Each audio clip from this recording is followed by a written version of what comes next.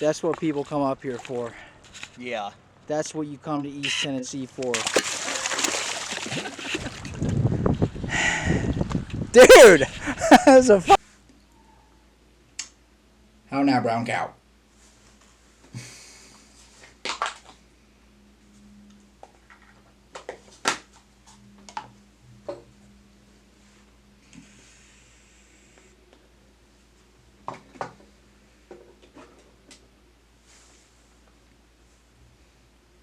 I'm doing everyone a disservice by going through some of this stuff pretty quickly or just skipping things. This is the back end of a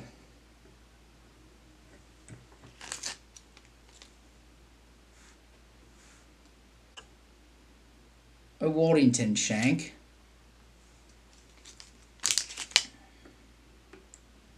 Predator shank.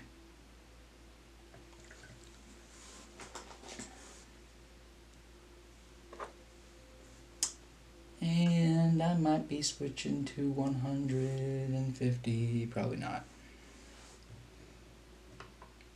We're tying a craft fur changer.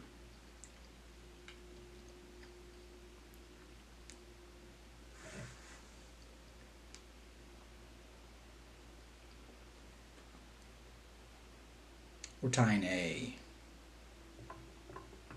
craft fur GameChanger, crafty changer for my boy.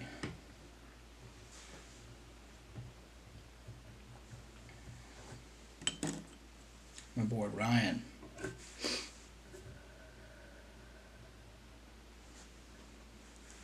Who caught a just under 42 inch. I like the round down function there. 41.5 inch striper in the river.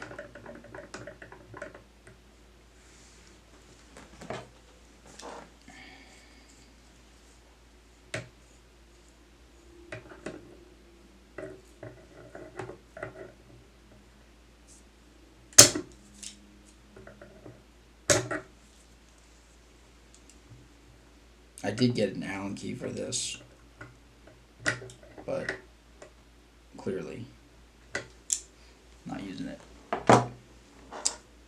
On a crafty changer,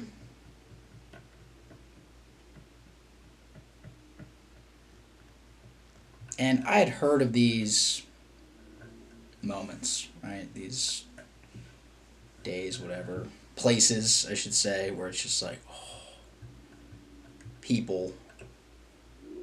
It's like, dude, catching a striper in the river.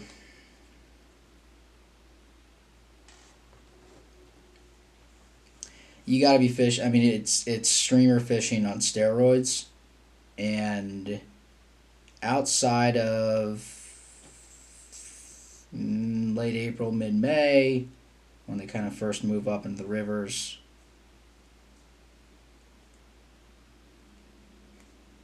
you're looking at either fishing at night, which fishing streamers.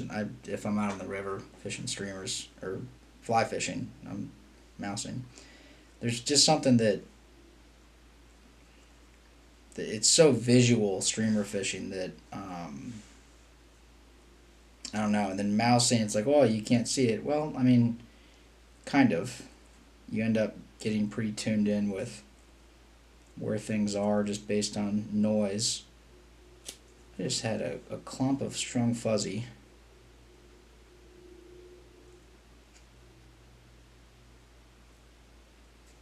That I had cut off of something.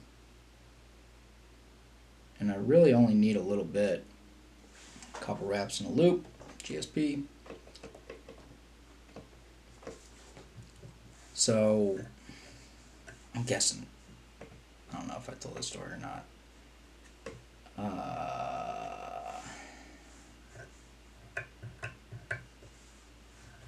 Fished him and his wife, MP, on the to South Holston the day before, and they got, you know, a couple fish. It was a tough day of fishing. Big blue skies, clear water. September is just, there's not. You can't. There's tough days there. And then the next day we're gonna do a little South Holston, little tog. And I drove by the lower Watauga and called Ryan. Was like, dude, we're fishing the tog. Get over here. And they showed up. I've definitely told the story. Just looking like, why are we here? Because it was chocolate milk. MP got a nice one. We probably went 4 or 5 hours without seeing fish, and then we switched to the Crafty Changer, which I'm fishing the swim bug, fishing. That's might have been where I was talking about this, but something about that profile, the opacity. Trigger warning.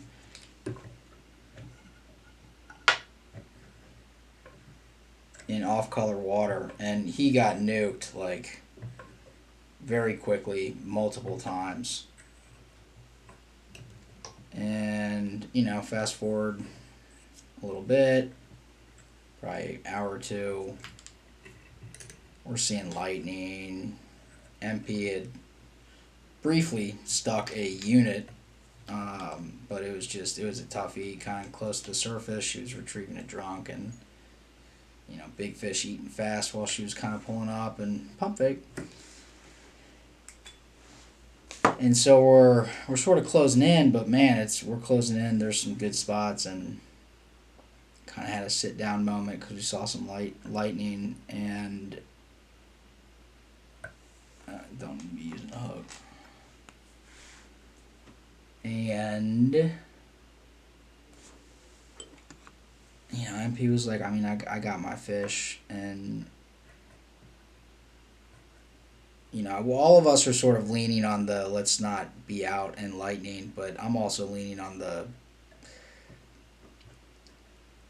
given the old-fashioned count, we still got a ways to go, and we're close to the ramp. And so Ryan was like, how far away from the ramp? I was like, all right, I'm taking this in. You know, we're like 10 minutes, 15 tops if I just row. Let's just burn through. We'll be 5 minutes out, and we'll skip the first half of what I want to do and fish the second half. He was like, all right. Get up to the zone I wanted to fish. Put some casts out there. I don't know, 4 or 5 casts. And it just sounded like the damn thing ate so hard. Swallowing 4 gallons of water at the same time as eating. It's just massive swirl, turn back down, and I was just, fuck, dude, we're about to, because we're fishing big, the water had come up, like we're fishing big water from being off color with the tributary being up. But the release had also gotten down, so it's just, plus the storm, I mean, it's just, Ryan's fishing and MP, they're just, I wanted to check all the boxes, but so a lot of water with that type of eat, and he's just, there's this moment of, and I've seen it with striper where you have this like,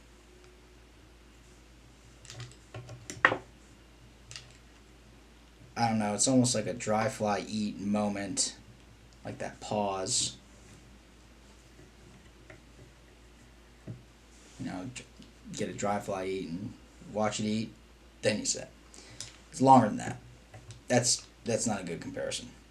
Forget that. Delete that. but there's just this moment of like thunk, and you can feel a big fish on, and it's like both the angler and the fish are like, oh shit.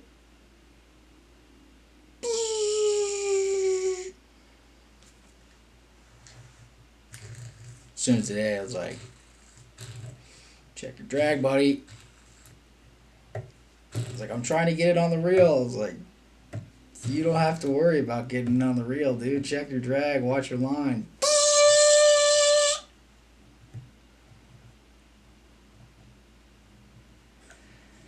Anyways, good to have the weapons when you need them. And these are just super fun to fish. I think one of the biggest challenges is I spend a lot of time on the tail, if you can't tell, just because I want something small and dense. I could probably just use a piece of that 1/8 inch body tubing for the tails. This is not just saying this to toot Blane's horn, but if you're tying changers, you should get Blane's book, because there's just, you gotta tie a bunch just like all fly tying, but there's a lot of good insight for a couple different things, but you just get the feel for what he's really driving at. And this one's a little different than the one in the book, but you know, everyone has their own styles, right? So that's just baitfish emulator cut in thirds in a very tight dubbing loop.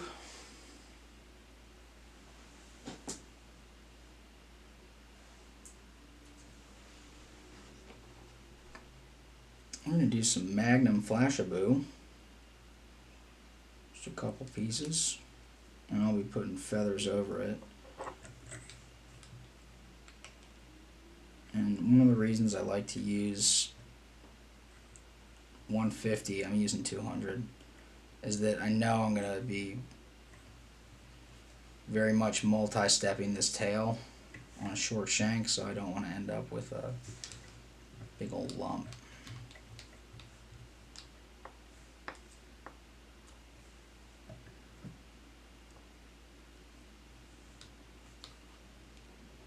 Pinch wrap.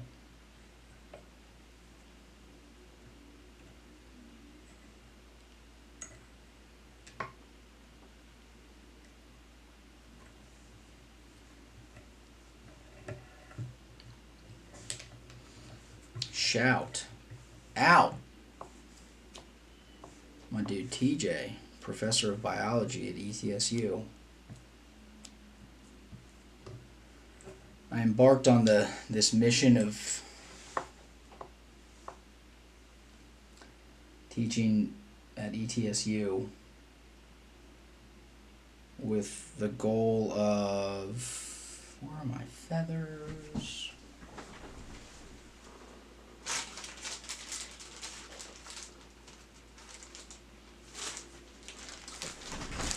I don't know, teaching, you know, doing something a little different. And fundamentals of fly fishing. And I had them all, I know I said this last time, I had them all casting a 10 weight with musky fly. I made a fool of myself once or twice. But yeah, we went out, and I mean, part of it's just, there's some people that are just naturally inclined to this stuff. And it's not just streamer fishing, it's all fishing.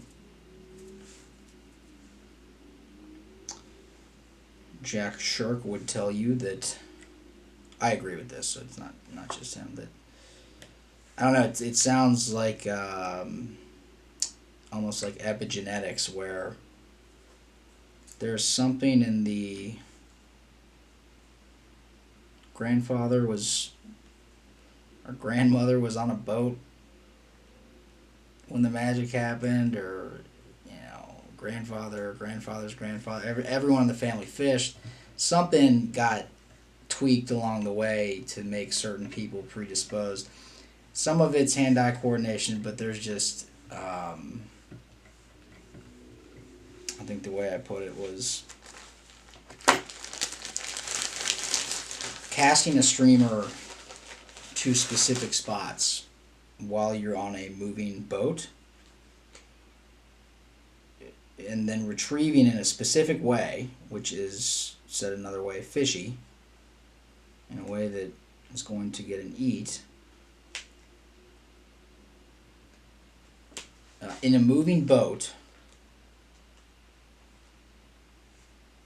and then picking up and doing it again and starting to go under bushes and stuff. To do that on your first day of fly fishing, there is something else is going on other than the greatest teacher the world has ever known.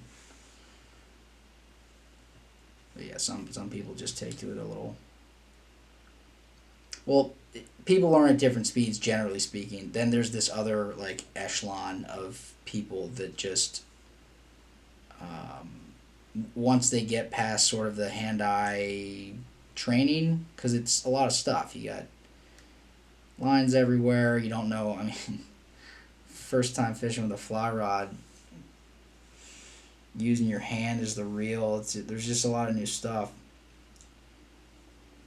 So yeah, we gone through dry fly fishing, nymphing, started streamer fishing, and then I had stopped and was like, I'm trying to give him it was a shitty day, full sun, windy, high pressure, and sort of giving him you can feel free to nymph. I'm going to anchor up, and I like teaching about nymphing while anchored. We had already gone through it though, and it's just pretty clear that that's not the order for the day. We looked at the streamer and it's just like, I like this. Yeah, dude, I feel you. First fish in the boat for the ETSU course was a rainbow trout on a streamer. So that's cool.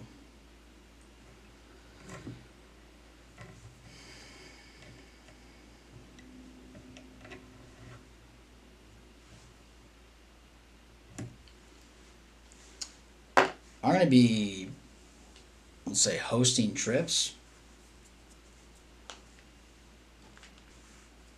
Only reason for the hesitation there is because it's in Colombia.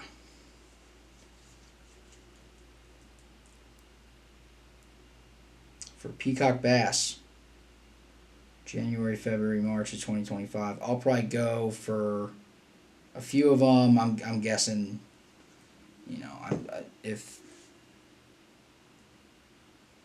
not going to say if I'm lucky. If I am what I will consider a success is getting 8 anglers. So if you're interested in that, fishing for peacocks, fly, and conventional in Colombia,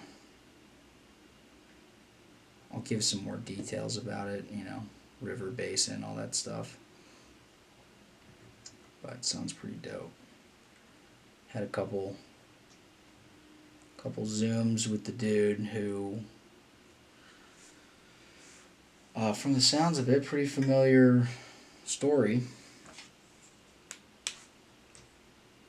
He's an attorney and then quit his job to focus on fishing. So I wasn't an attorney, but alright, that's the complicated tale. Do a little bone dry there too.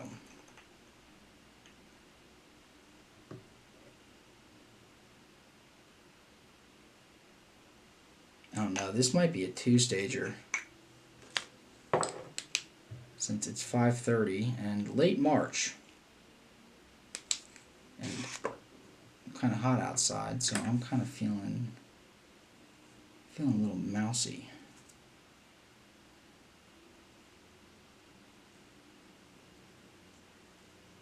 Yeah, and the reason I like that strung fuzz back there is just because if you're propping up feathers with UV and just flash behind it, they really don't do a great job. And that little prop in the back gives you some nice wobble.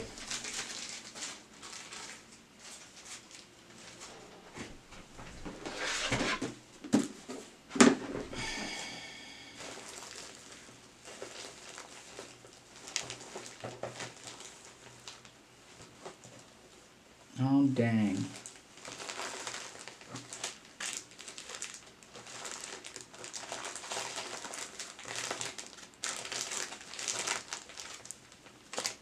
Man, he wanted a gray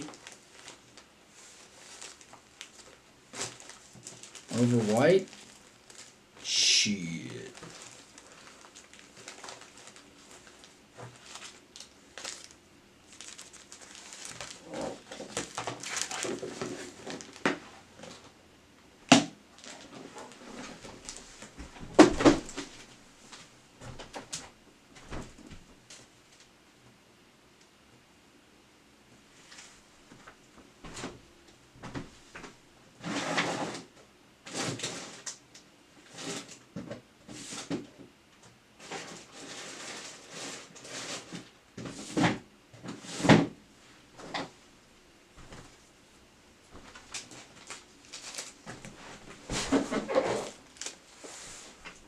Olive over white? Anyone?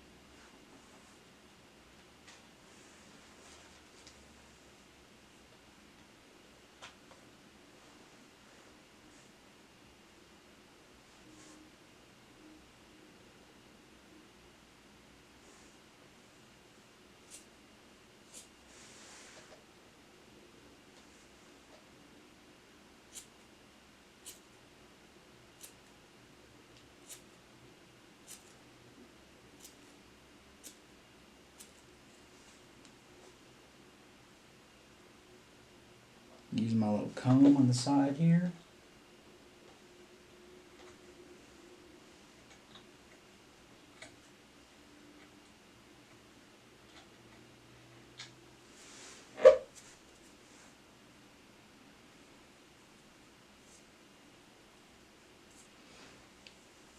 So we are going to do one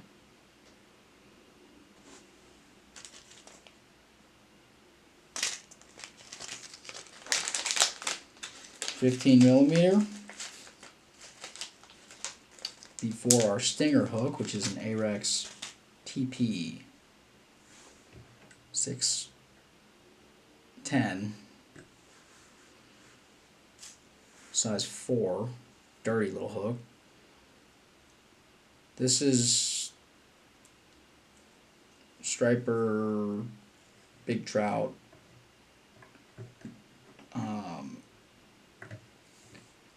So something with the right. I want it to be slightly longer than that shank, but not much longer. That is stout enough to not bend out. So the B10S, once you get to a shank length that makes sense, you're kind of looking at a 4. Sorry, once you're looking at a wire gauge that makes sense, I just don't trust the 6.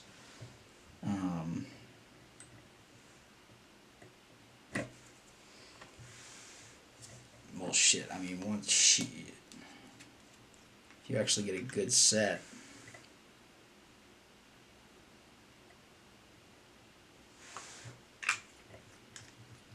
and down to the bend, I don't know, that hook's just such a beast. But not all sets are created equal. Hooks typically bend out, for if you aren't aware, when you get them, you know, you either get to the fish to the barb, and just, if you're not getting down to the bend, that's where you're going to have problems.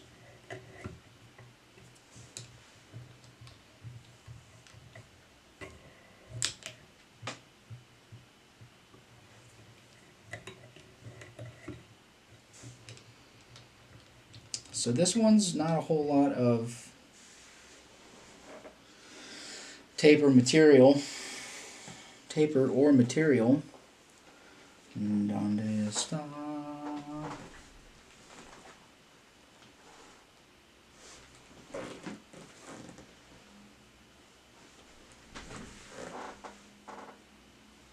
I like baitfish emulator for here this little scrap is. A little bit for the structural rigidity and bulk adding characteristics. But I like the flow. You can get it real tight in a dubbing loop. We're going to continue as we go up to add in little chunks of strung fuzzy as well.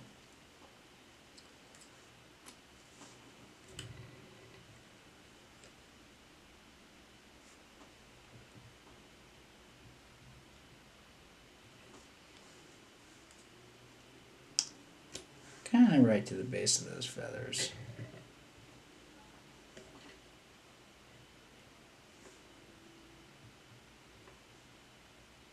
I don't mind if a little of that material sneaks over that little gap right there.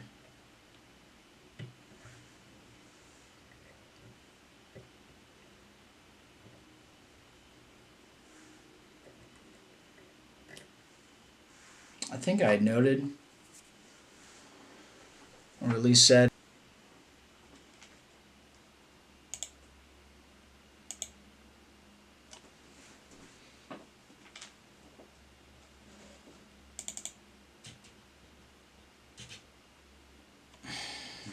that it was nice to see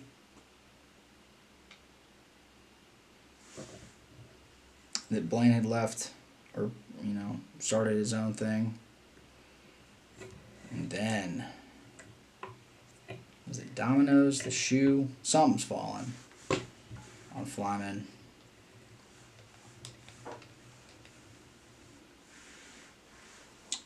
Chase, I should know his last name. Fish Chase Flies, which is a really good tire and kind of doing fly designer, etc. And he he just put a post up recently saying he had parted ways with Flyman, and thank God went into some detail about why, and like very much included some, this is all on Instagram, I feel comfortable saying it, but included some detail around the legal process, and then of course offered anyone who's gotten the spiral spook that there were just a bunch of quality issues where he was getting batches and saying, no, these are not good, and Flyman was selling them anyways. Which just, that sucks. That's, because it takes a while to get a pattern to where you're happy, and then to have it be out in the world as not the same thing as with your name on it, that sucks. So, glad to see it.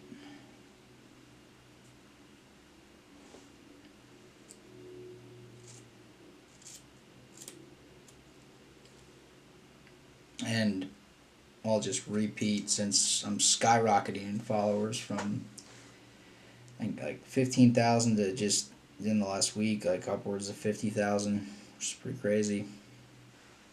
So a lot of new faces here.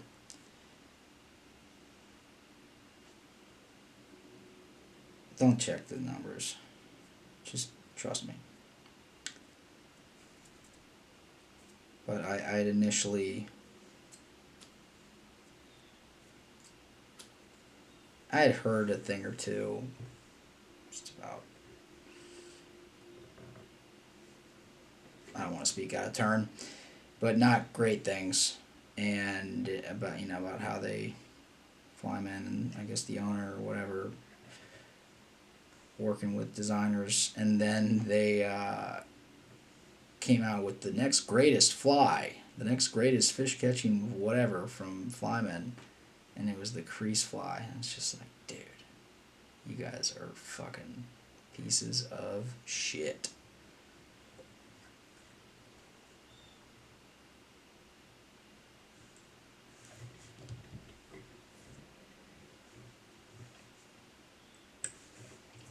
I'm going to lock that in, and then I'll fold that bottom piece back.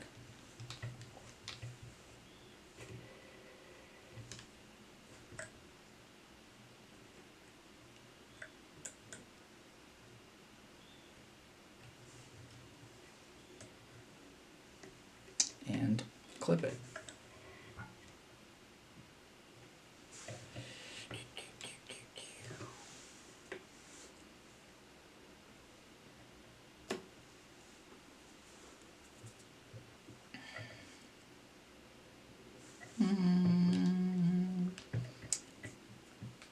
Use super glue to mash it down.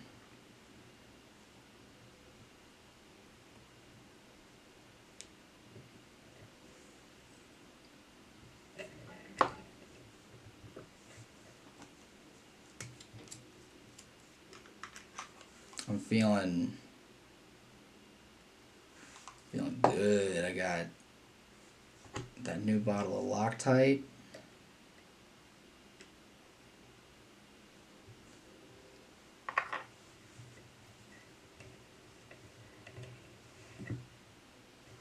So I used to fucking cess over taper and, or is everything even? I've found that leaving a little bit of some excess fibers so it's not, 100% even. As long as you're comfortable enough with... I'm actually going to do another one of those. As long as you're comfortable enough with craft fur to make sure that like the body of it, sort of the maybe 80-90% of it is at the roughly the same length. And a lot of this with craft fur is, in my experience, has been understanding the relationship between how much it contributes to bulk and what the drawbacks are of having that much bulk, along with what the pros are. What's the antonym of drawback? Pros and cons to everything. Ladies and gentlemen, definitely. It's on YouTube demographics. This channel is like mostly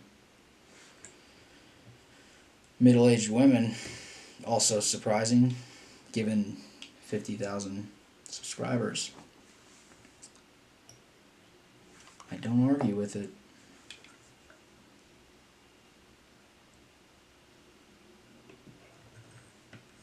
Yeah, if you're like a, late 20s to mid 30s male, you're definitely in the minority.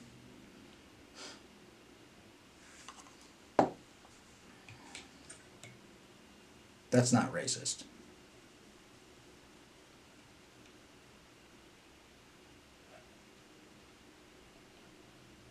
That might be.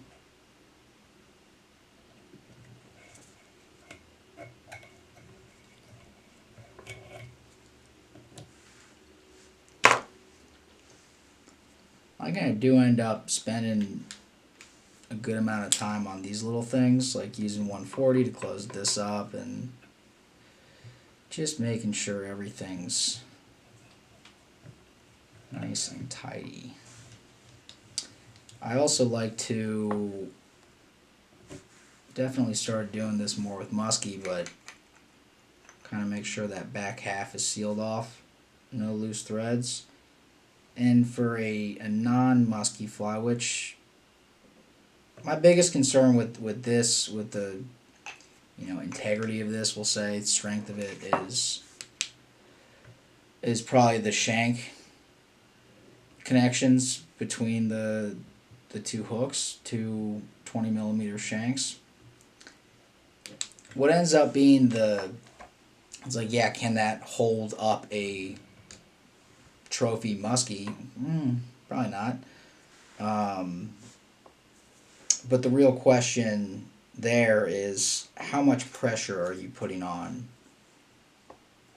this fly with your rod?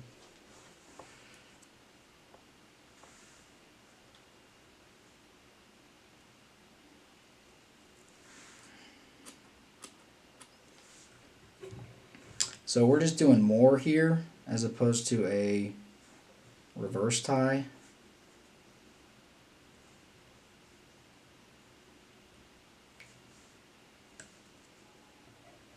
Kind of going half and maybe a third of the way up that, and I might trim that.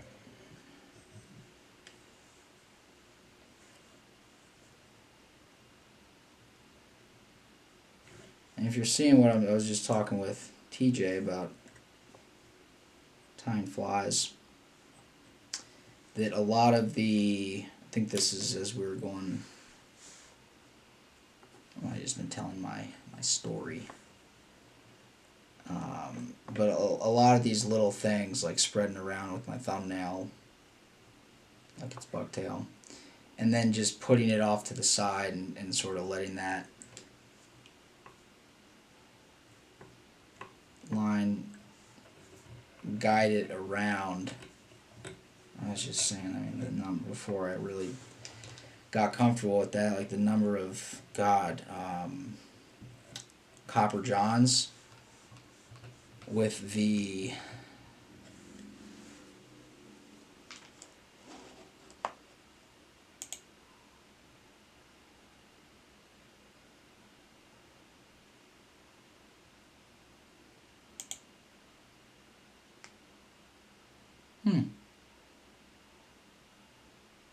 hold please.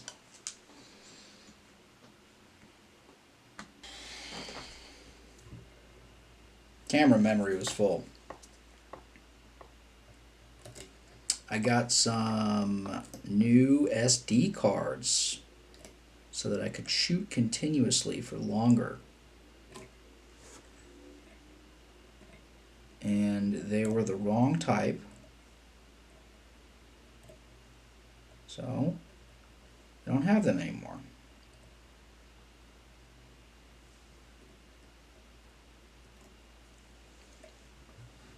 Real danger is only in well, it happens with time videos when I start yapping. I lose track of everything. Time, what I'm saying.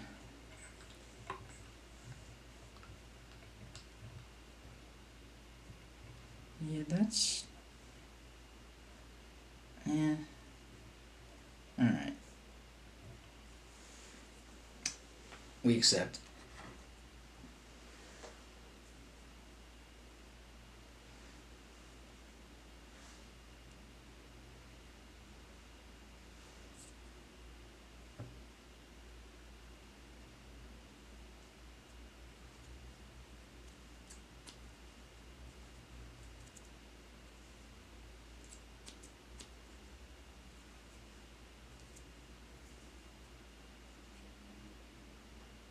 So that's kind of where the keep some loosies going on there.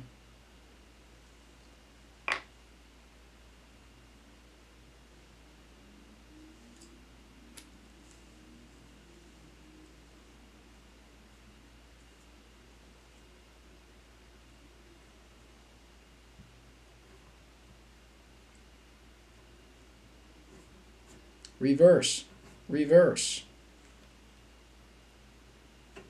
Both with my thread spin and a reverse tie. Kind of just like a half and half. Not the fly, like I'm tying in the middle. I'm gonna cut a big old chunk of white craft fur off here. There's sometimes where, I don't know if it's because Ryan had said he wanted a couple of these flies, or if, I don't know, I go through phases. Like a month or two ago, I was on a drunk kick. Couldn't get enough. It happens. It happens a couple times a year.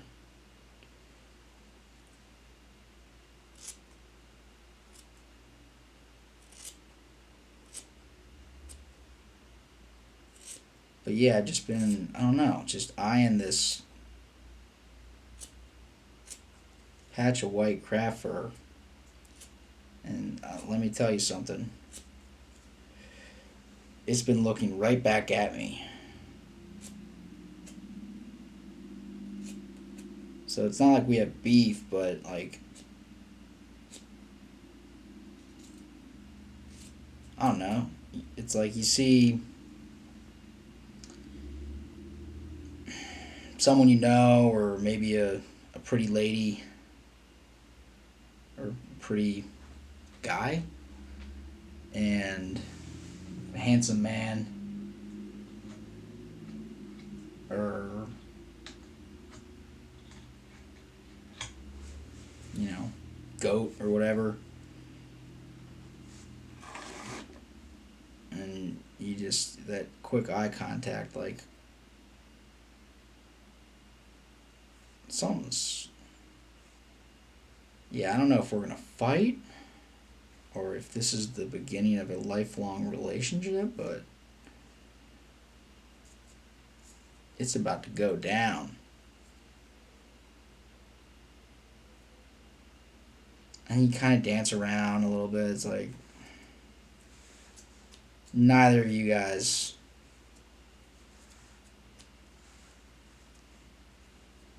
you don't want to get tapas. Just be honest.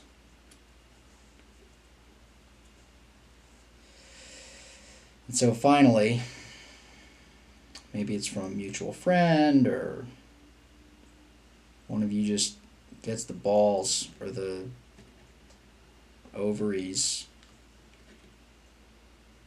One of you gets the uterine lining to say, look, let's fucking go bowling. And the other one's like, yes, God, I thought you'd never ask. There's such a relief, because you didn't want to be the one to say bowling.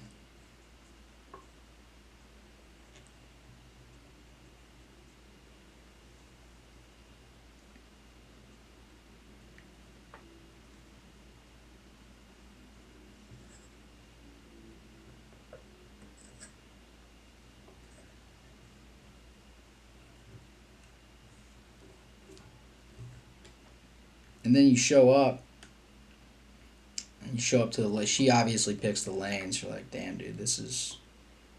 She doesn't bring a ball. That would be... That's a different type of relationship. But she does choose the lanes, and she chooses little seedy.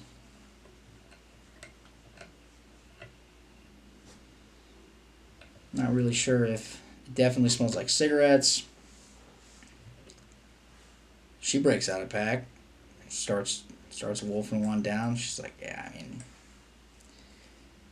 when in Rome, right? You're like, God, yes. Keep me in Rome forever.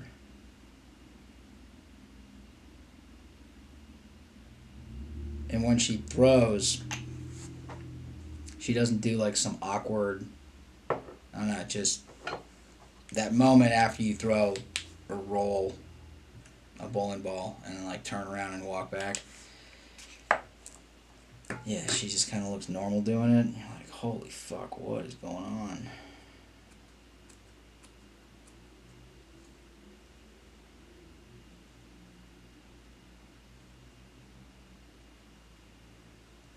So that's what I feel like it's been with me in that chunk of craft fur. A Rex. Number 4.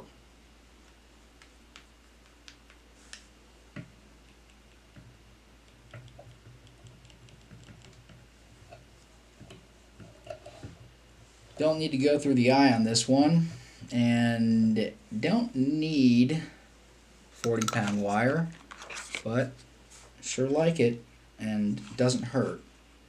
Because when the tail falls off of this thing, sure, it'll still fish, but ain't got that wobble.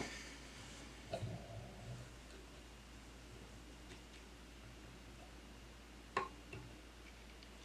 think the use of the word ain't for me is somewhat strictly limited to fishing circumstances where I can go from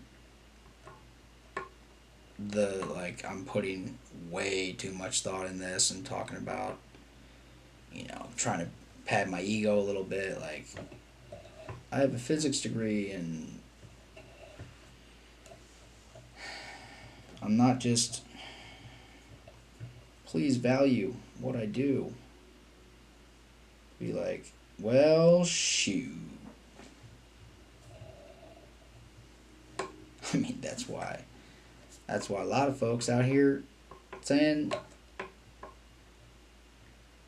that they just like fishing. And that if you catch one, that's a bonus.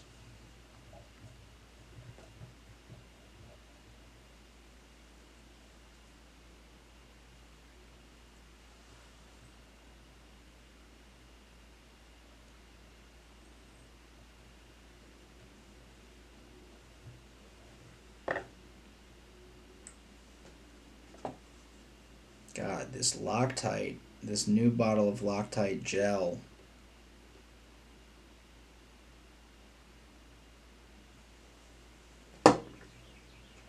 is hitting.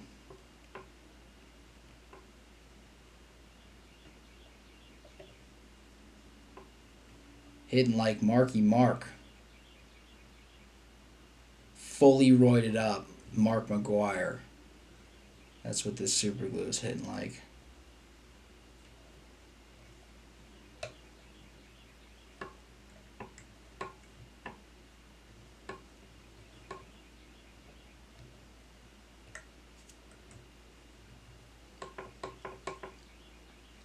What do I mean by that? Basically nothing.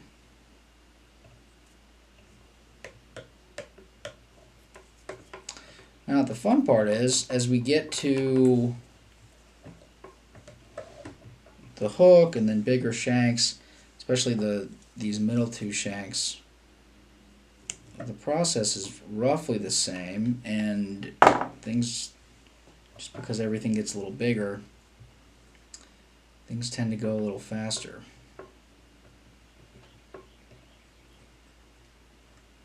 Let's go ahead and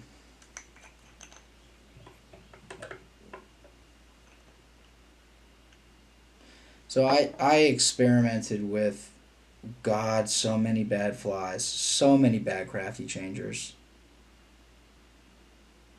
I forget who it was on my boat fishing musky this year, but talking about how the T-bone is like one of the worst tied flies by, like, there's a lot of poorly tied T-bones. It's a great fly, but understanding how to use the body tubing, and you just call something a T-bone and lash a bunch of stuff onto it. I think the most, I've tied some bad T-bones. I've tied some very bad T-bones. I think my most count for the most bad is Crafty Changer, and just the worst.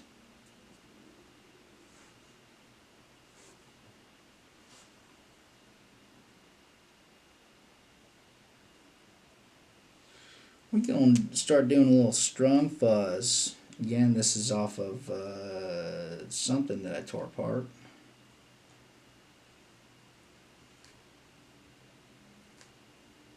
And I got turned on to this by Gunnar Brammer doing the Chosen video.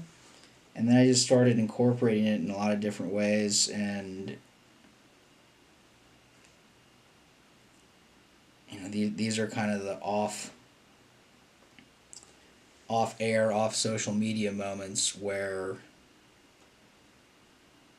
you know, I'm using really tight dubbing loops and like 4 or 5 wraps of strung fuzzy as props, material props for tying a beast or something like that. And it's just, I'm literally just making, in a very difficult way, just making body tubing. And so there's a little ego check every once in a while, just being like, this is not a good idea. And this other thing that serves the exact same purpose and is ready to go and works way better is the thing I should be doing.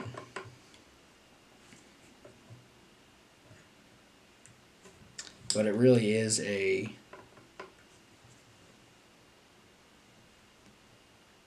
and it just keeps its,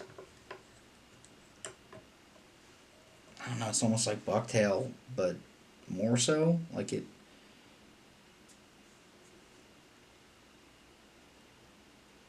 you know, if you tie in a big chunk going over, like, it's not moving. It doesn't feel like much. Then you put it in a dubbing loop, man, you can get it to where you're carving it like deer hair. Now on the underside of the hook components, so both the stinger and the front of GameChangers,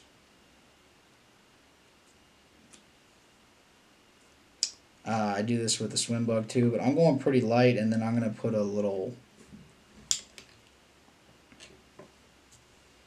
just make sure that's encouraged to be on the sides. And this is a lesson learned tying the articulated Krelex, first handful of those, and just kind of seeing it spinny or like tracking sideways. And based on the weight distribution and hook selection, like it should be keeled, riding hook point down always. And it's because the UV, I think that might have been chenille or some sort of polar chenille,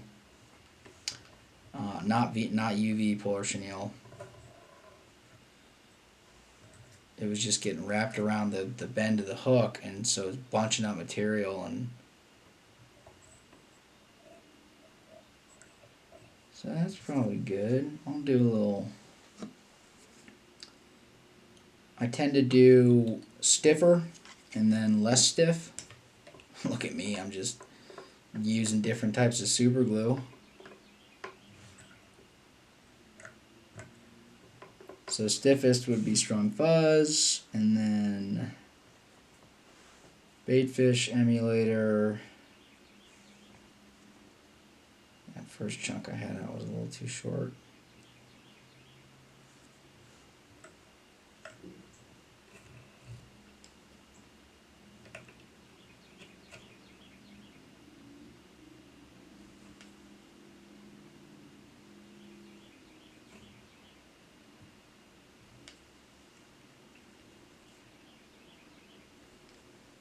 Cool part about spring is once we get a little more of the foliage coming in, I can't hear the road.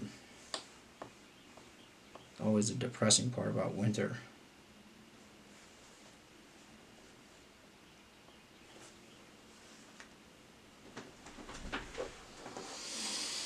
Fine.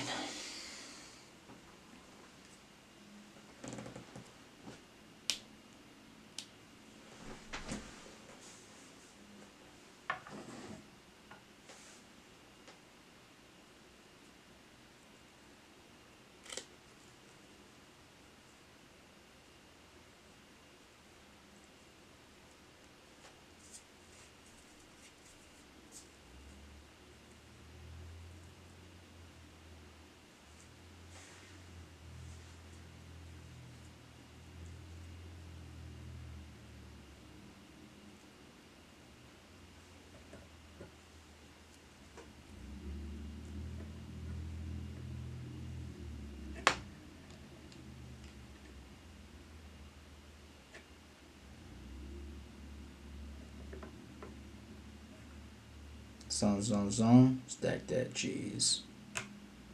Damn it. Mother, sister, cousin, stack that cheese.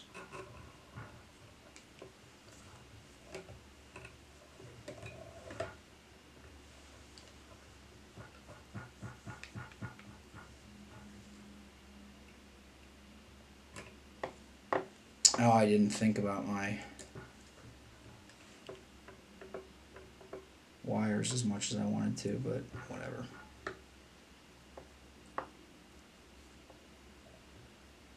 I find that I tie them in as though I'm tying a small head on some of these, and I'm not.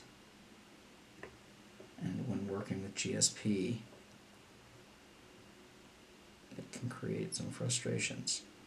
But one of the things that I really discovered or learned while tying this fly and sort of stumbling into, oh shit, this works, is I know I actually am being a little more, you guys are just it's so fucking weird saying you guys to cameras.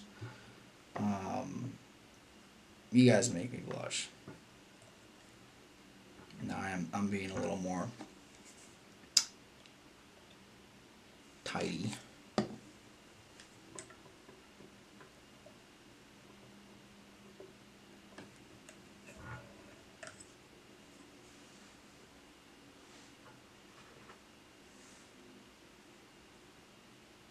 Am I gonna get in? Is there copyright infringement for? Is that Lupe Fiasco?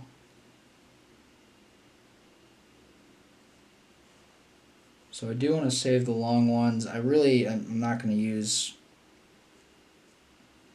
super long ones, other than folding them over themselves. But so that's more like that.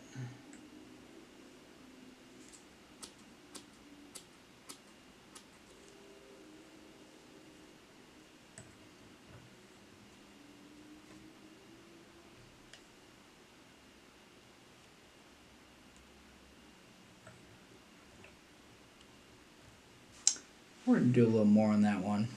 Just steadily increasing the amount of craft fur that we're using.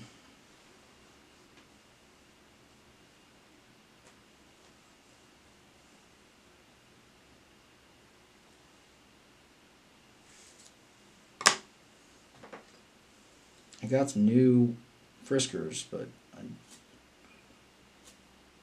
god, these feel great.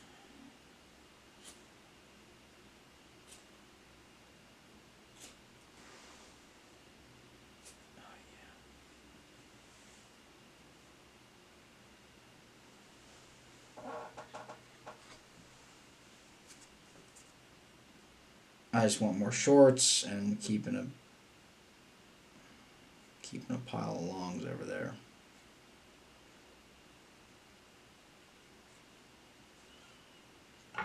So this is where your shorts are contributing to bulk in a way, but they're very much contributing to water weight.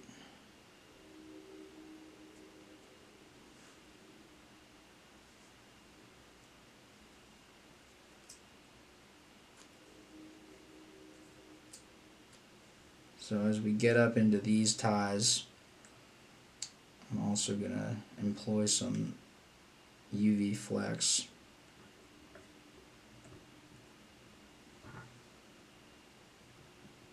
Careful with your super glue at this stage.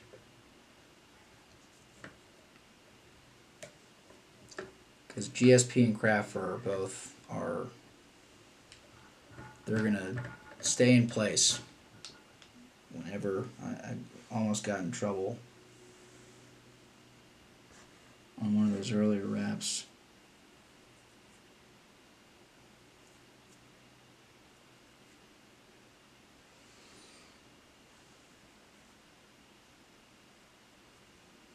That seems about right.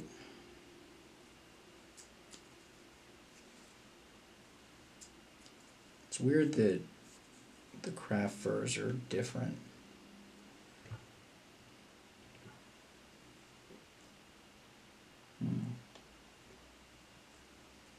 It's a little long. Again, somewhat minding the hook.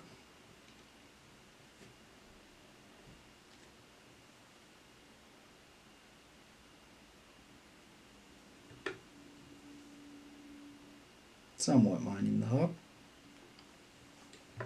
And there's still going to be some down there, but just want it spread a little bit.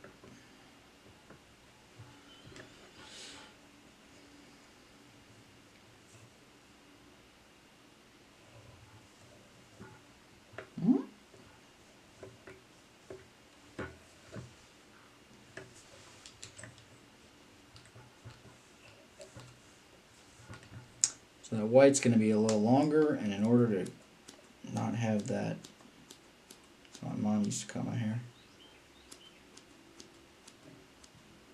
not have that bowl cut effect, she used thinning shears. Just go in sort of at an angle and, or do the bowl cut effect. Works both ways. I kind of just like this. I don't know. I think some of it has to do with, like, if I'm going for that perfect taper, it's like this other thing that I have to get right, as opposed to if I'm going with the intentional bedhead look. There's that margin of error,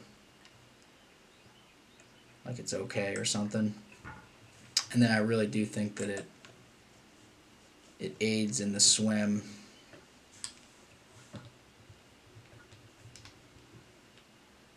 Just like tying in the occasional really long fiber to beast flies. I might go just a couple long strands of olive there. Isn't that exciting?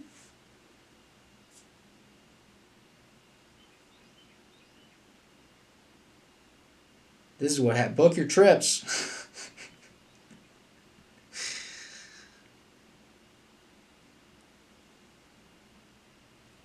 This is what happens when I go too long without trips. March is a weird month, so I'm cool with it.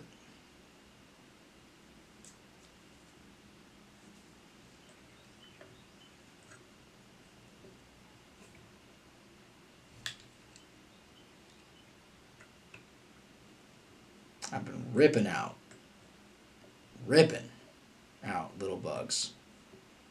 It's fun.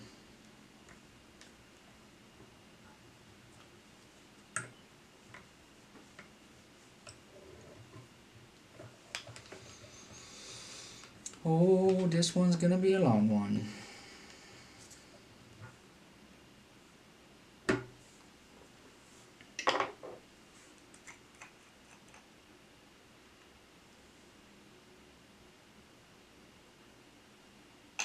Quick shot to hold everything in place.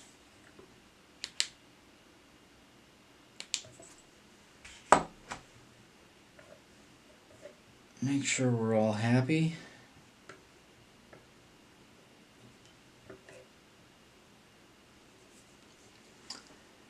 And then take my Musky bucktail wire with some of my daughter's paintbrush fibers affixed to the wire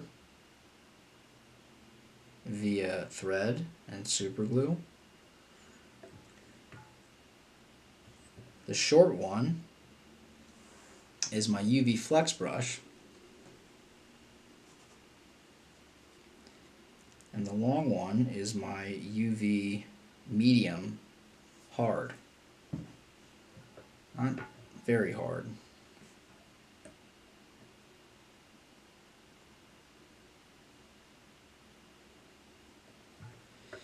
And so this, for me, I'm sure it does other things. It props this stuff up, but just like body tubing, it's something for the other things to build up on top.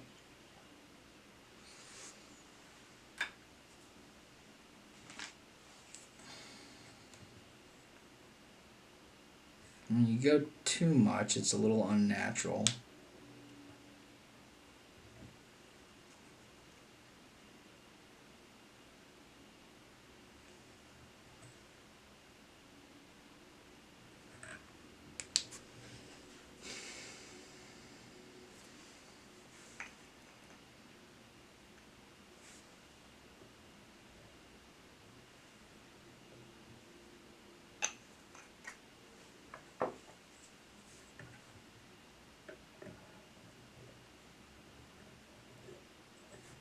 By too much, I mean like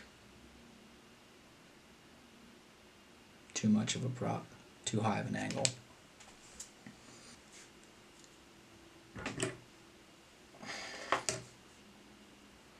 Speed demons now.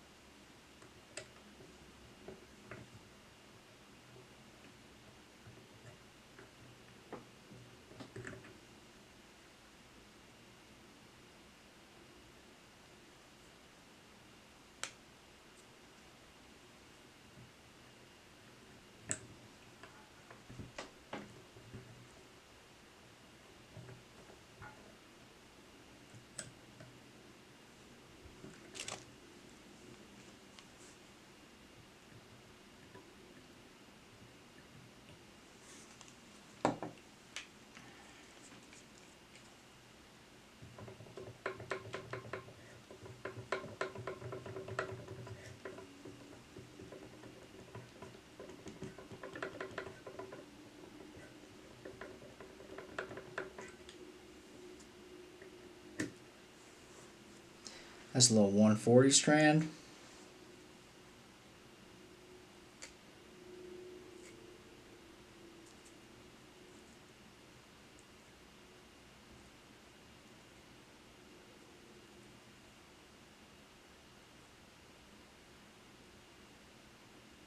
I think what I spent the most time doing up front was just rip stacking craft fur. Yeah, speaking of that,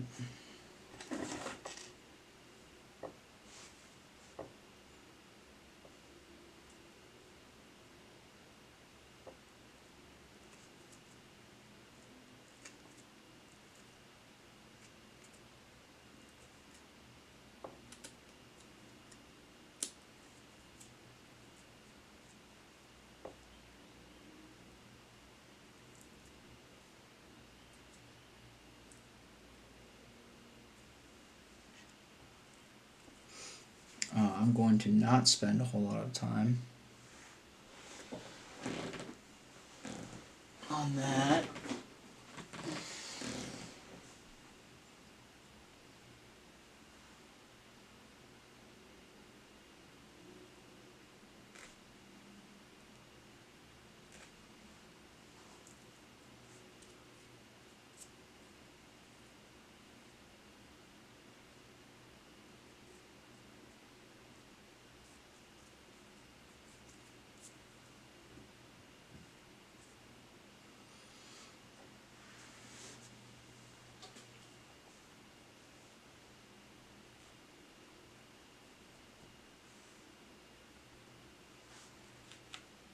Strung fuzzy brush. I'd be clipping this off of a hank, but I don't have. Ain't got no fresh hank.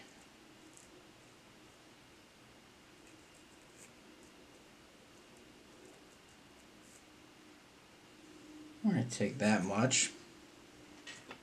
Combine ripstack with baitfish emulator.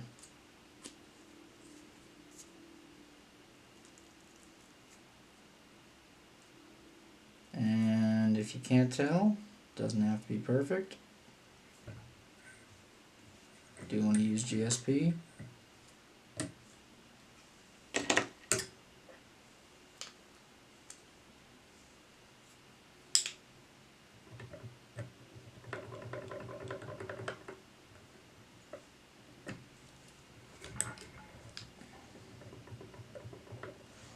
Probably some brushes out there that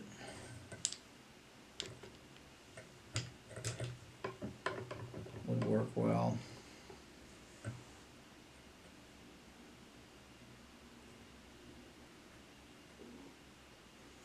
I don't mind that the back half of that is a little more strung fuzz, and there might be some catching of fibers, but that's okay. We'll pick it out pretty good.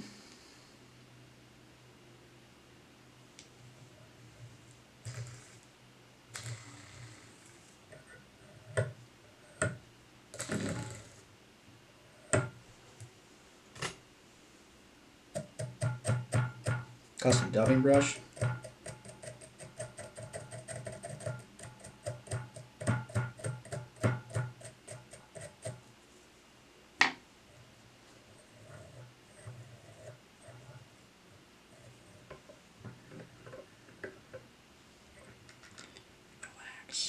Relax.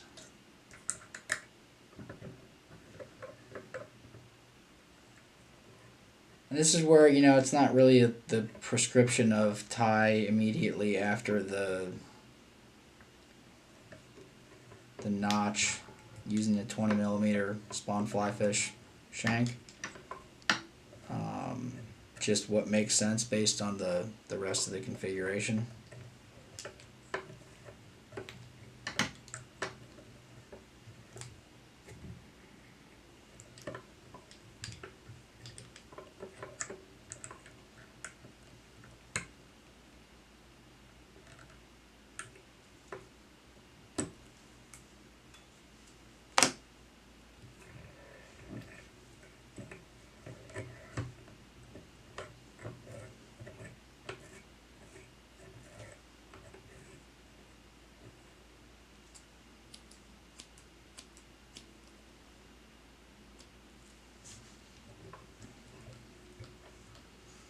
Don't want that going too far over.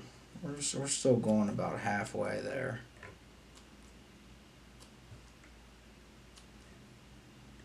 Give the sides just a little more of a trim.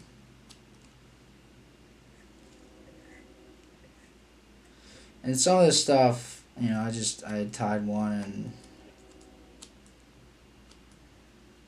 fished it and then put on like a little reverse tie of strung fuzzy on the head just to give it a little more of a kill, and wow, does that fish good. But didn't know that until I fished it.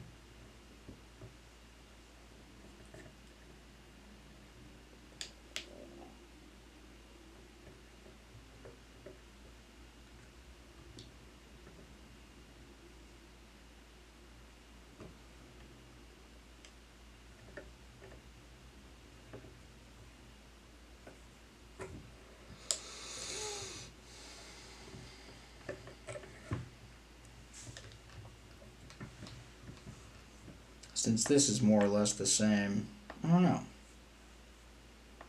Maybe I'll speed up.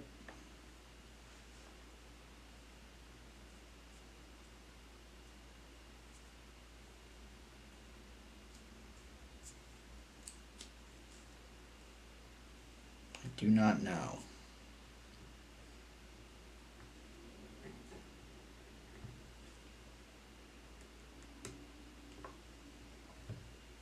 Moss.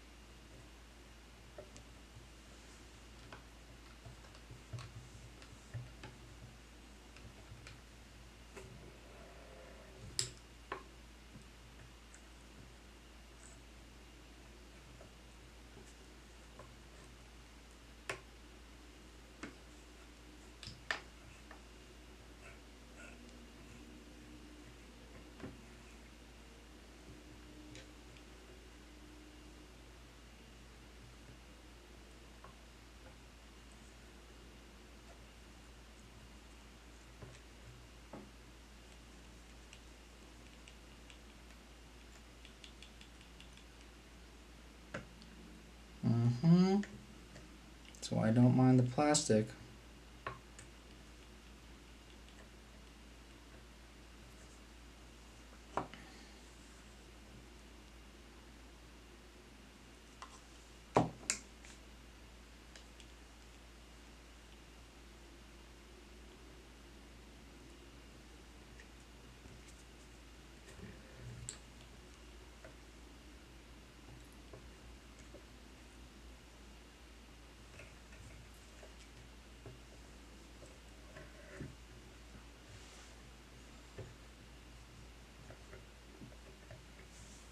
Yeah, I'm pretty sure we're gonna have.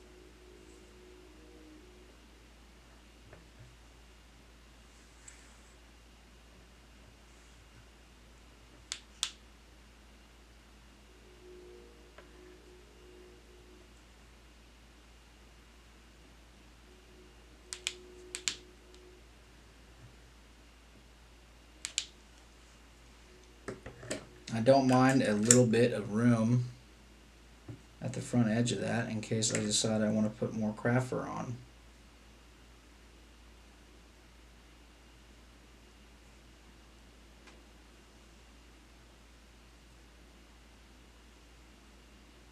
Feel pretty good about that though.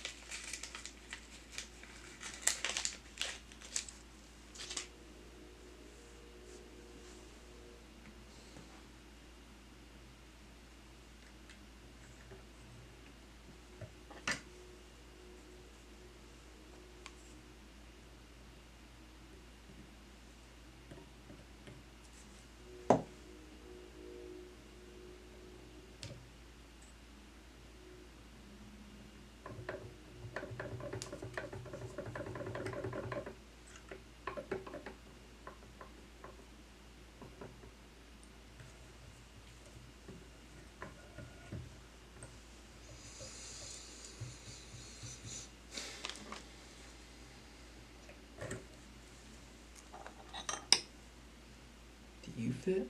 Nope. I know you don't fit.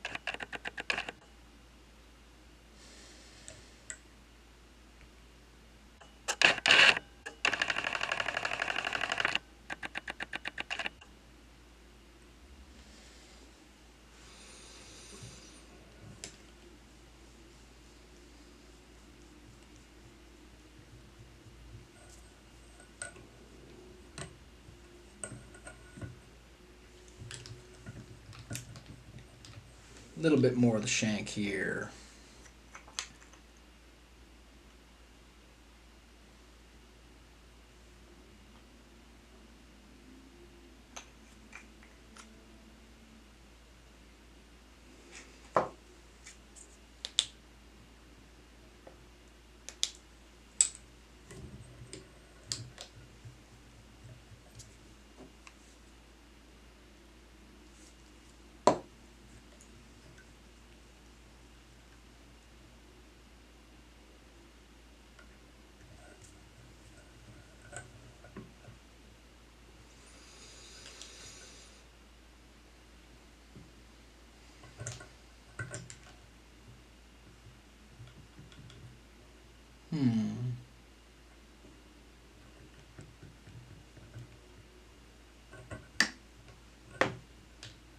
We're doing body tubing on this one. And on the previous one, if you have 1/8 inch, probably not a bad idea.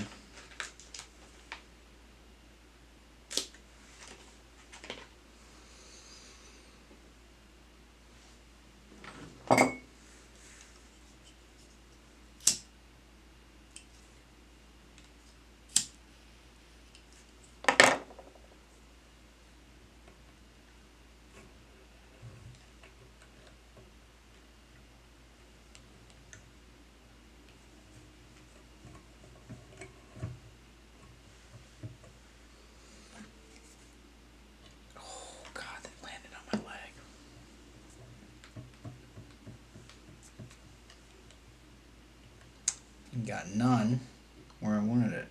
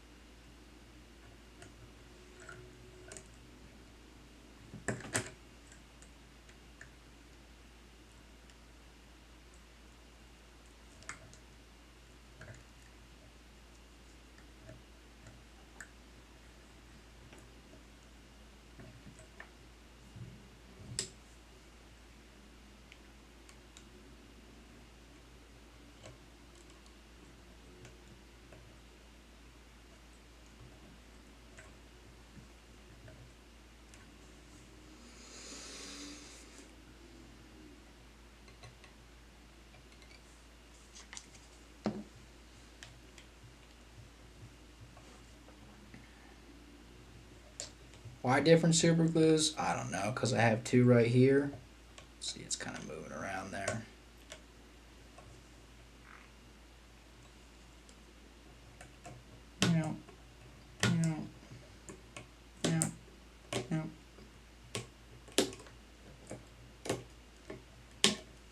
Not necessary, but I like to Try to be symmetric.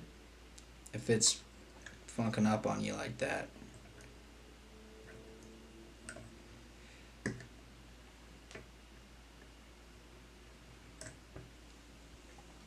then make sure you get that.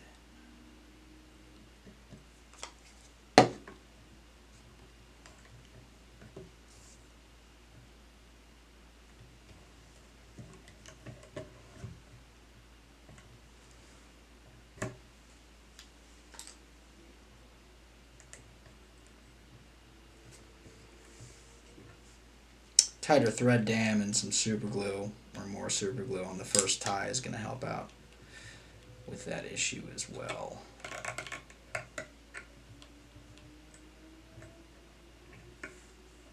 So I'm only doing one here.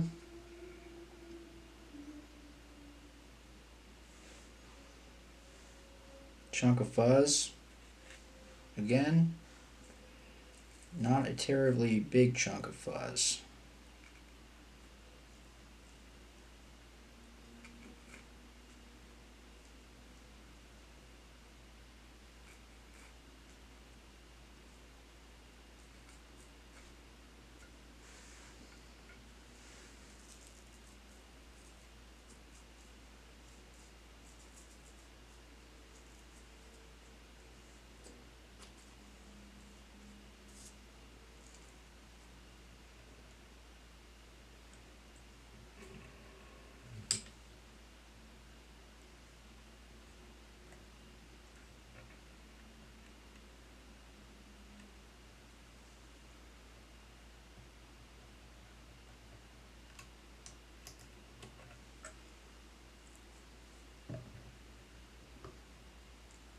Could spread that around, but I'm not going to.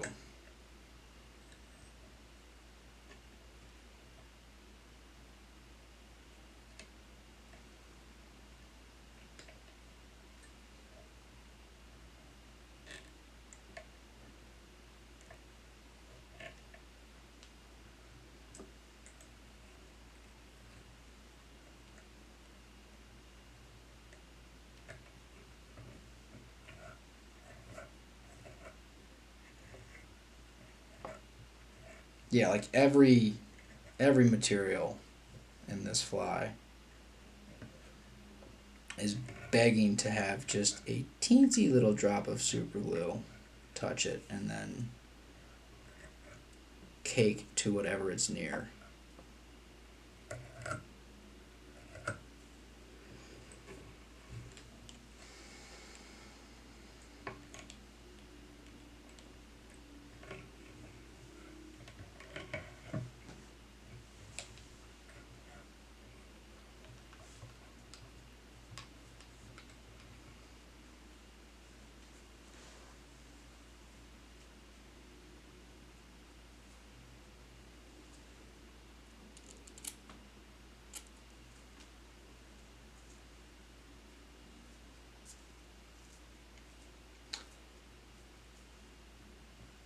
Yeah, way too much there.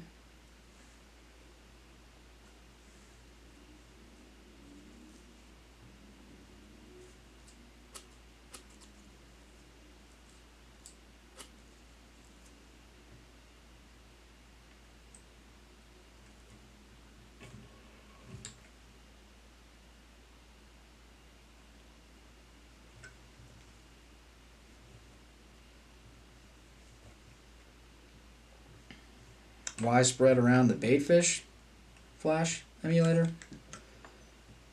It's easier.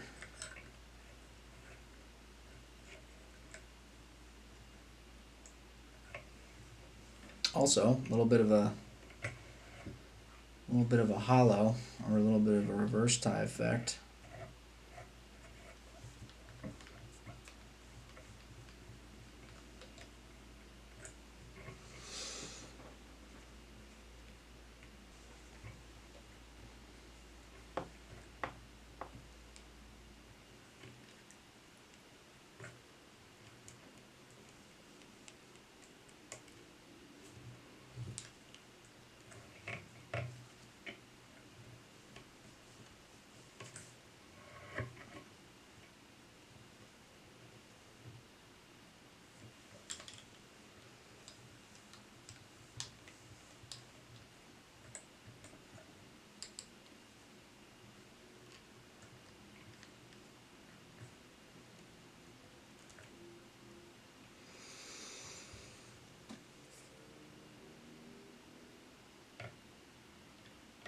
Risky biscuits.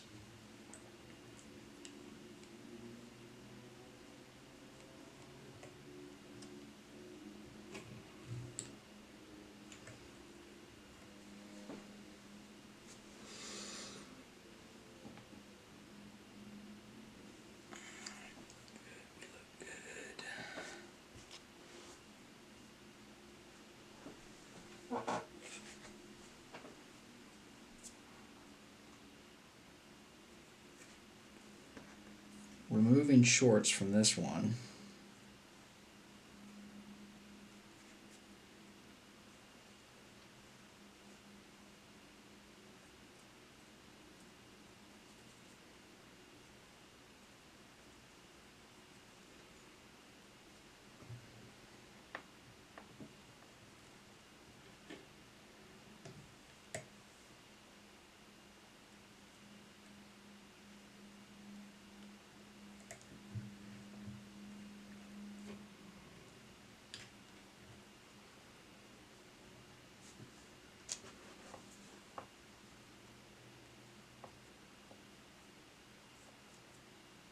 I want a little more on the long side.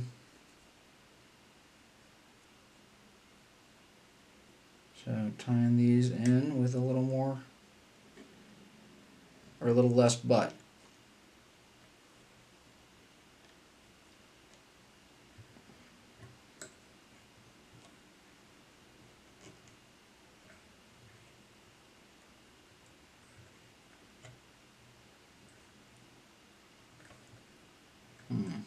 Don't like that.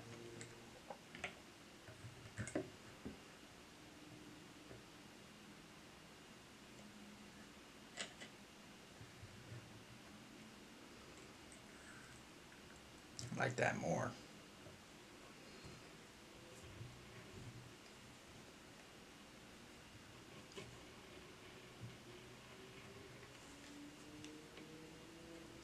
If your craft fur is getting slippy on you, you can wet it down. There we go.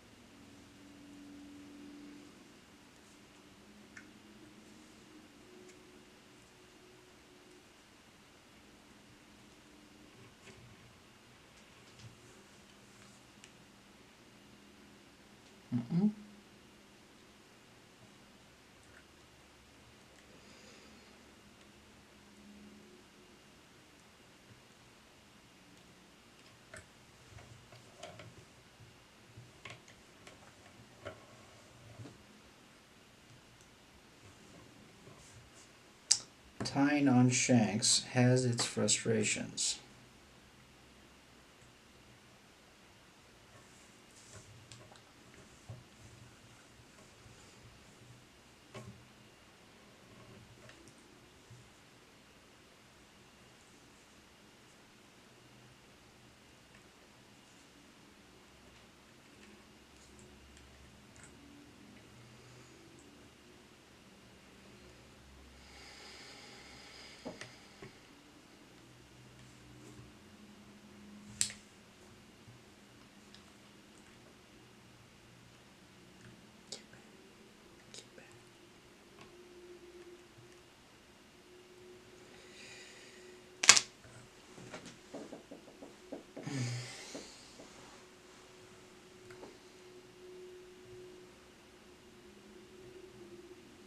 Looking for my deer hair packer. Just to move this back. But I think GSP will do the trick.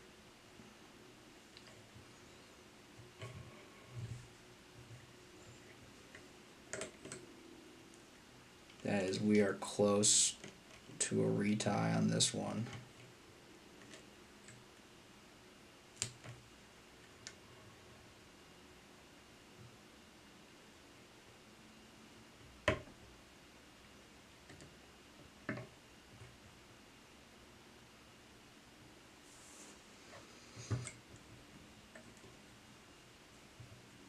Yeah, we're all right.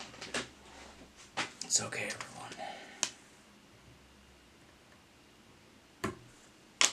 Don't love it, but that's okay.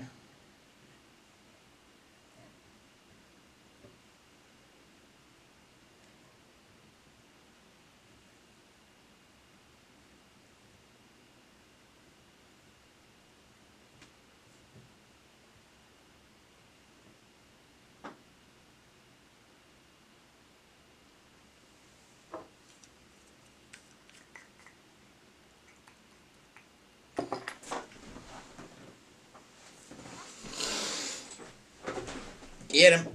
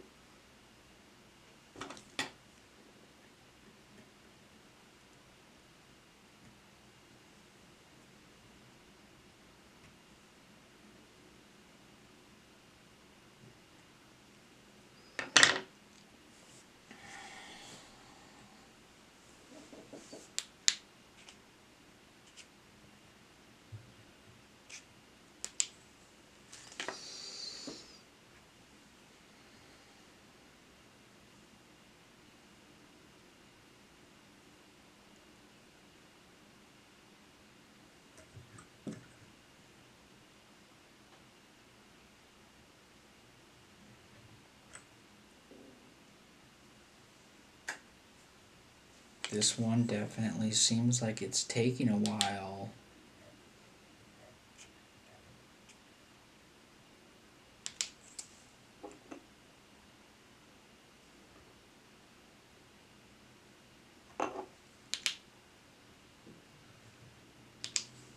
All right.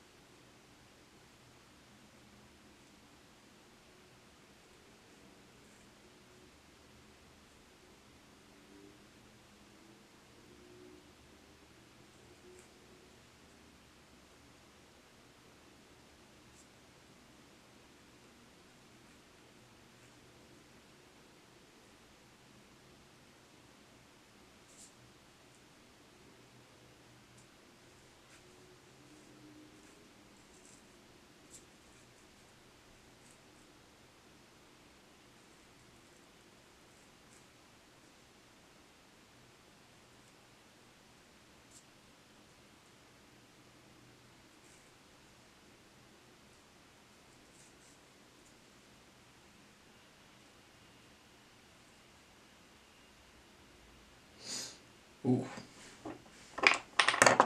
Zoned out pretty hard.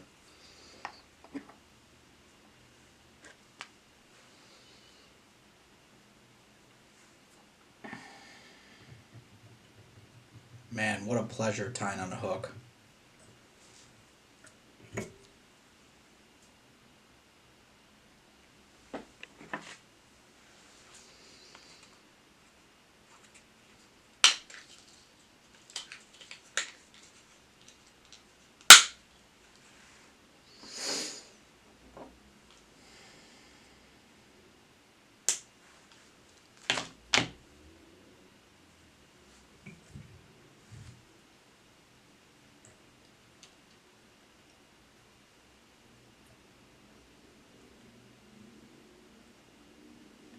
Give myself some more space here.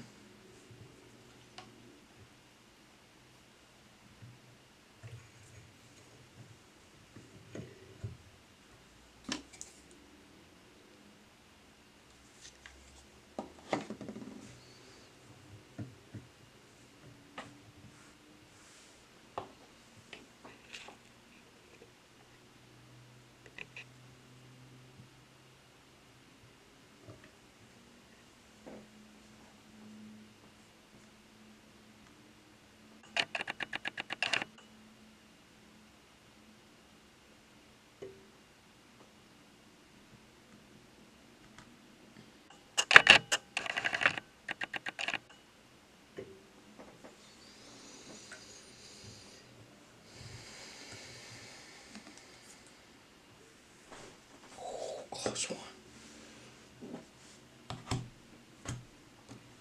I don't know why I'm not using my new Loctite.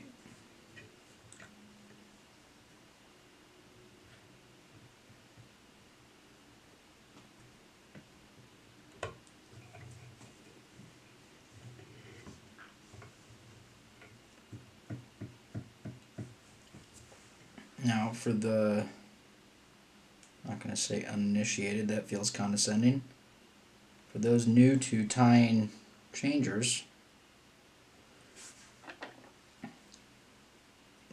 versus the typical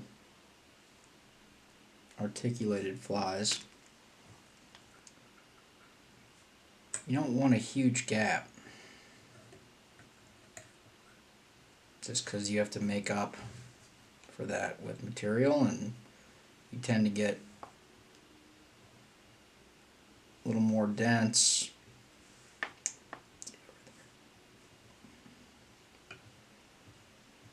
closer ties, etc. And so if you tie this up here and then use your body tubing, it's actually like an anti-wraparound agent.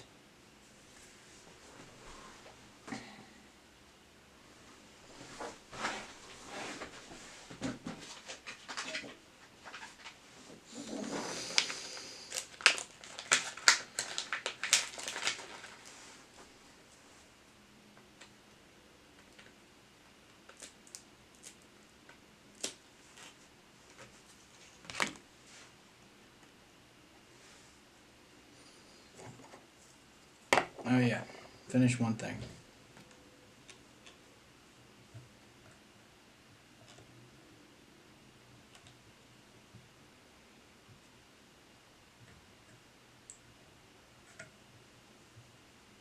We'll note on the articulating wire when you're coming back around to close it off, if you make 3 or 4 wraps and then grab it, it can make that process a little easier.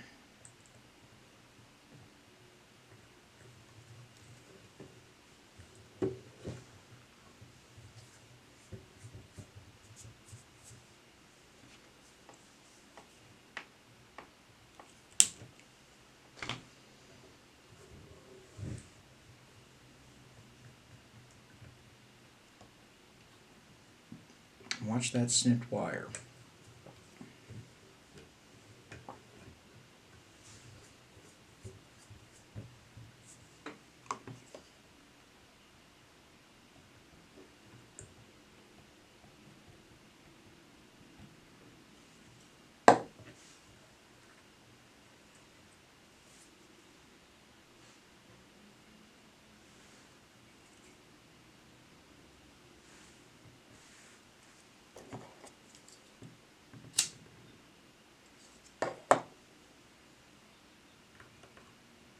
Get my raggedy end tied on first.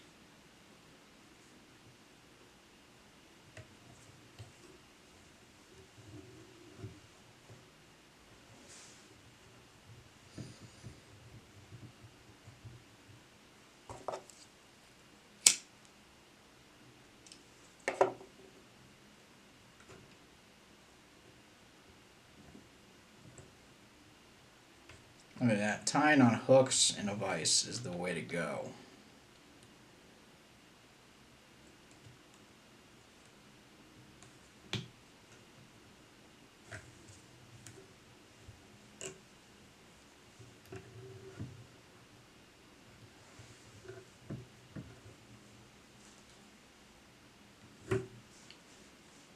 Now, since that one's not all janky,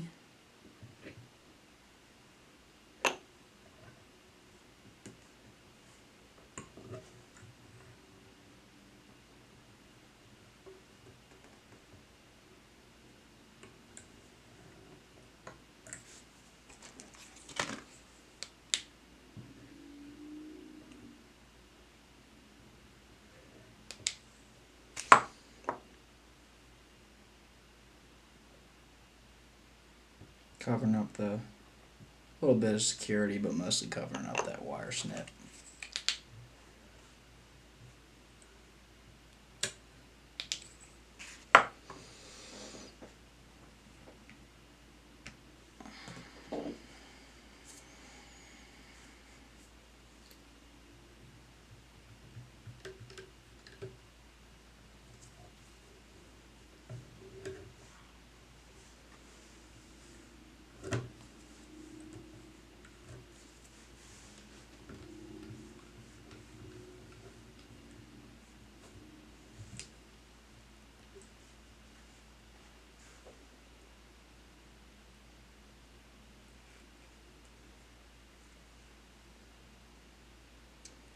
Strong buzz, and this time I'm spreading.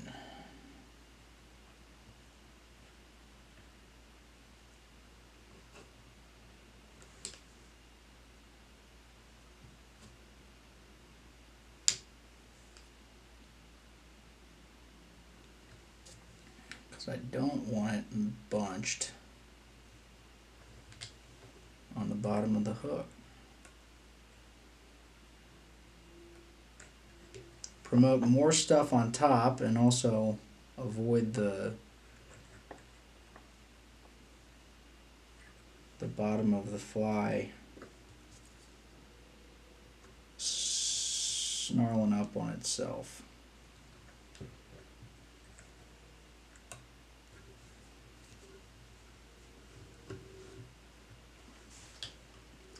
So definitely more of an extended, I don't know, extension of the body tubing as opposed to a proper veil.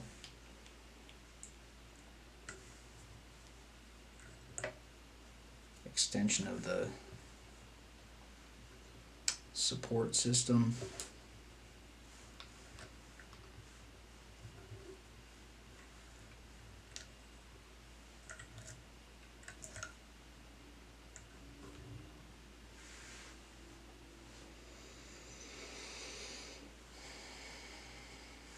We're going to do 2 pieces of, and this will be more of our proper veil, 2 pieces of body tubing here.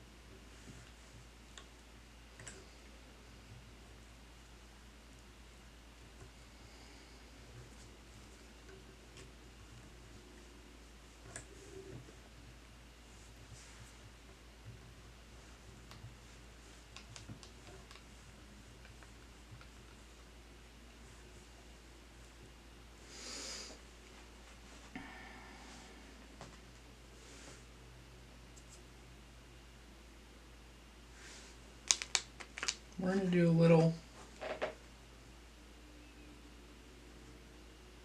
ties here. Need some more shorts.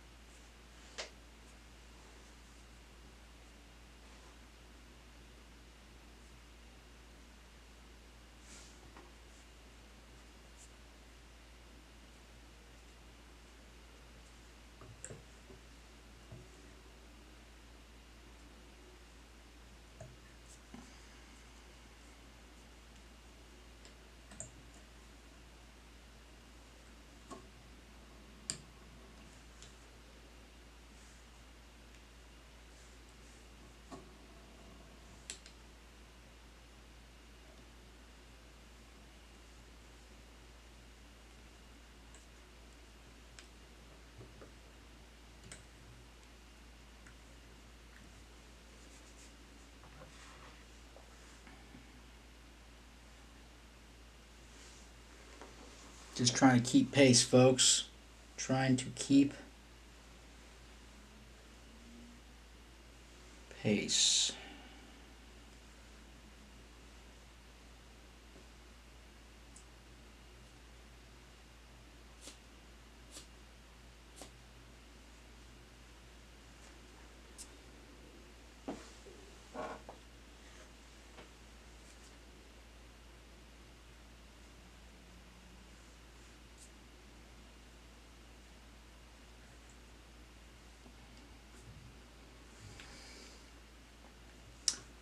So these are a continuation, I would call it a continuation segment for the crafter, just to keep that material consistency flowing. The bigger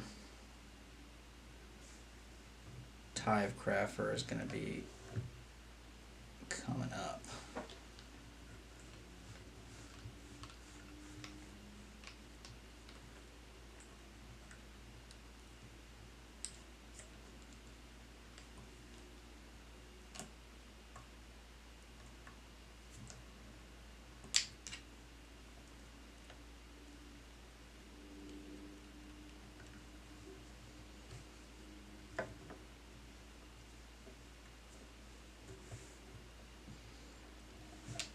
And here,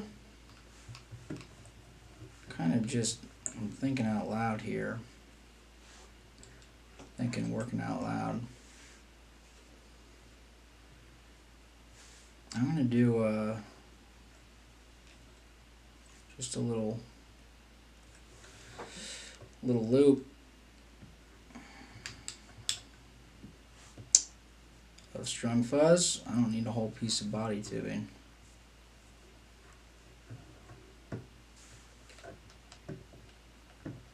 Actually, check that. I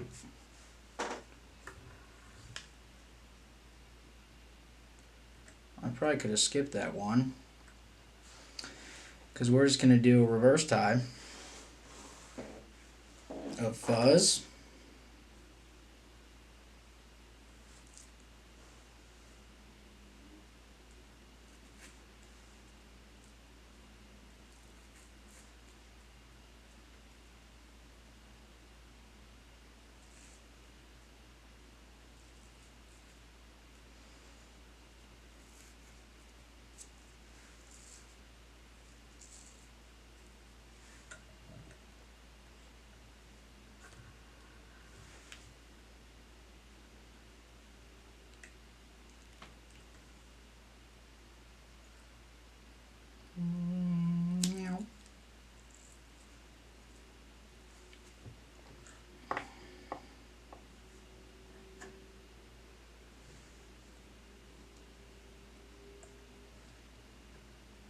dropping down in profile just a touch.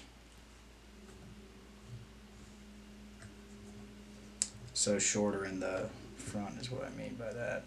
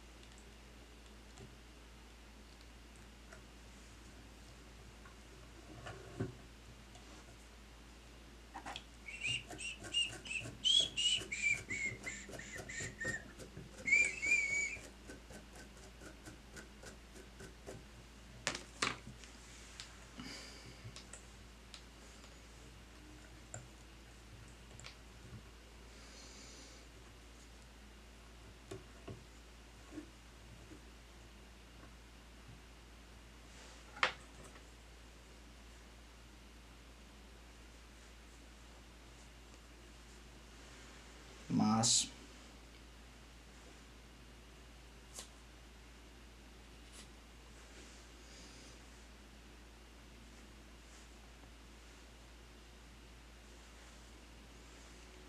One of the reasons I like strung fuzzy so much is that it gives you some air resistance and some kill. Air resistance generally equals water resistance. In the water.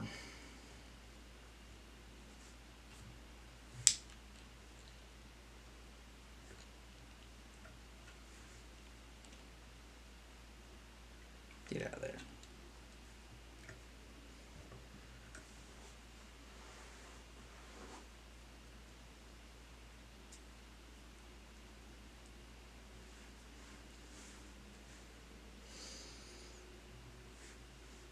I'll be putting another tie in, but want to get these down.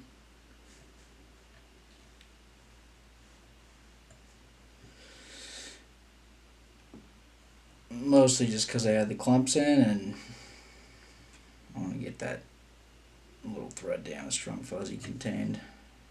I do that. All of that.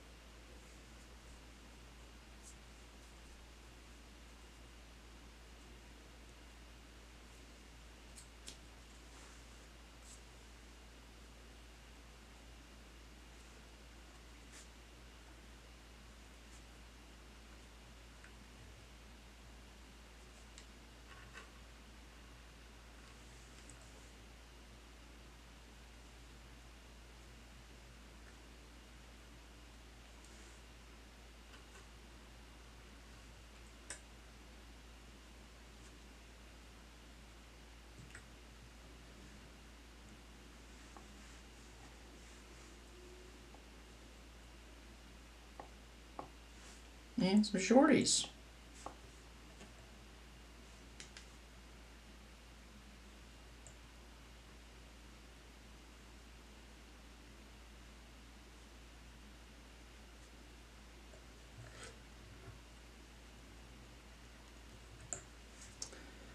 Oh, it was messy and it got quiet towards the end, but we did it.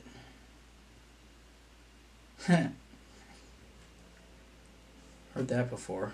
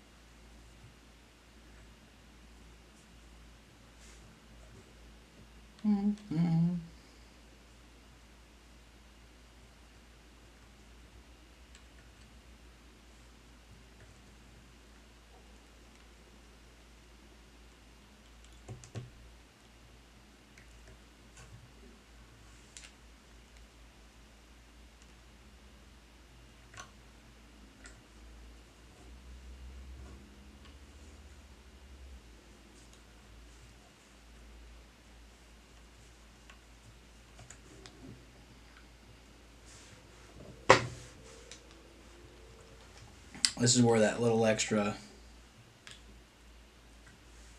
teensy little extra piece of fuzz goes a long way. It takes a good amount of the wet sock feel that can plague craft fur changers. It does away with it.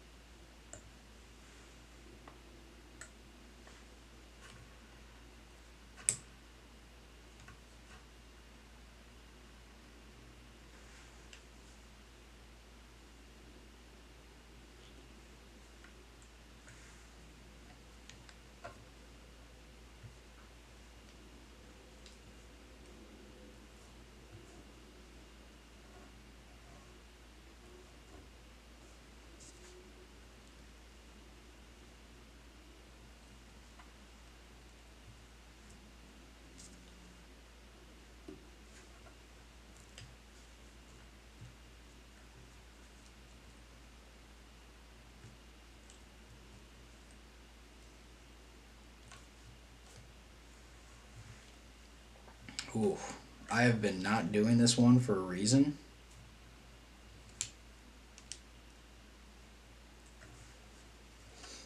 And mostly it's because of how long it takes and thinking, I mean, dude, I'm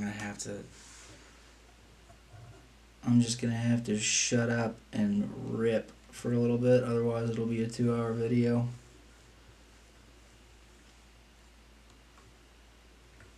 I think we like it.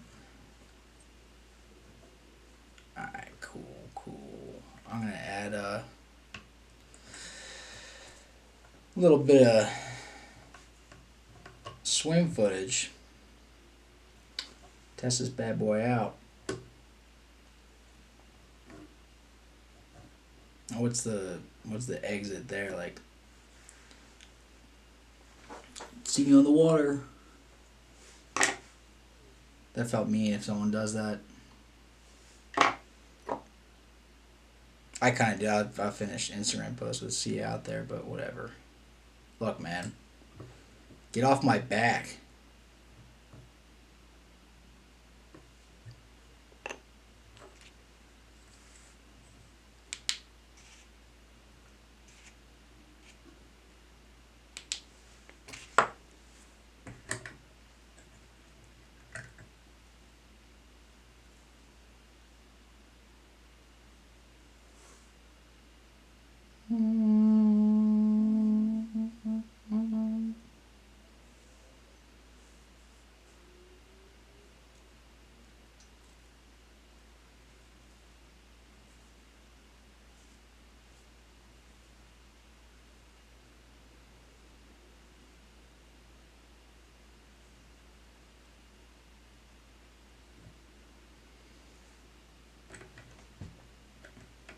Alright, let's pan out, get a full shot.